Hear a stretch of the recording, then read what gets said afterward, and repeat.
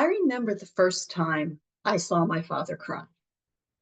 He sat me, my two sisters, and my brother down at the kitchen table and told us he was leaving. I was 11 years old and my world was shattered. I didn't quite know what it meant, but I did know that my strong, seemingly invincible father was broken. And despite that meeting, he did try several more times to make the marriage work because he did not want to lose his family. But in that moment, I felt lost and abandoned. I thought somehow it was my fault. And that's a very common feeling for children of divorce. And these feelings all came rushing back to me in my early days as a marriage and family therapist when a 6-year-old girl was brought to me with anxiety. Well, of course, she had anxiety. She was the rope in her divorced parents' tug of war. And I knew that if I was going to help her and children like my former self, then what I needed to do was focus on the dynamics between her parents. And so I became really focused on doing marriage counseling. And a few years ago, I realized that with most of the couples I was working with, what I was basically doing was rearranging deck chairs on the Titanic. And the reason for that is because one of the partners, usually the wife, had already checked out of the marriage.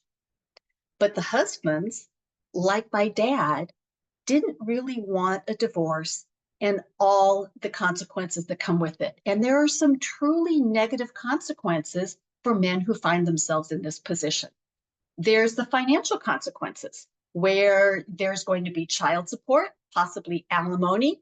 There's going to be two separate households on the same income level, so the standard of living decreases. There are emotional outcomes. Divorced men commit suicide at 2.5 times the rate of married men and 4 times the rate of married women. And there are physical costs. Premature death for divorced men is 7 times higher than that of married men. And that's due to substance abuse, cardiovascular incidents, and even something is like pneumonia. They just don't have the physical capacity to do it. And then there's also the social consequences. You are going to lose some of your friends and half of your family. So what can you do to prevent this? And the truth of the matter is, traditional marriage counseling frequently doesn't work. That's because it often focuses on past hurts, blame, resentment, and it's just rehashing these things instead of giving action steps to make it better. So, what's needed is an entirely different approach if marriages are going to improve. And one of the things that we can't do if we want marriages to improve is we can't leave 50% of the population behind. And so that's why I have become an advocate for men in their marriages. Because the truth is, most men are doing the best that they know how. And what I want to do is I want to provide them with the relationship insights and tools so that they can really allow them to succeed. And that's what the Hero Husband Project is all about. It is a life-changing program that takes you from an okay or maybe not so great marriage to a truly epic one. In just 90 days, you will gain valuable tools to resolve conflicts, to improve communication, and to create a deeper emotional connection with your partner so that ultimately you will have this more fulfilling and intimate marriage.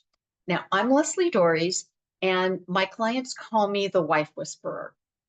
And because I am a woman, I know what your wife wants and needs.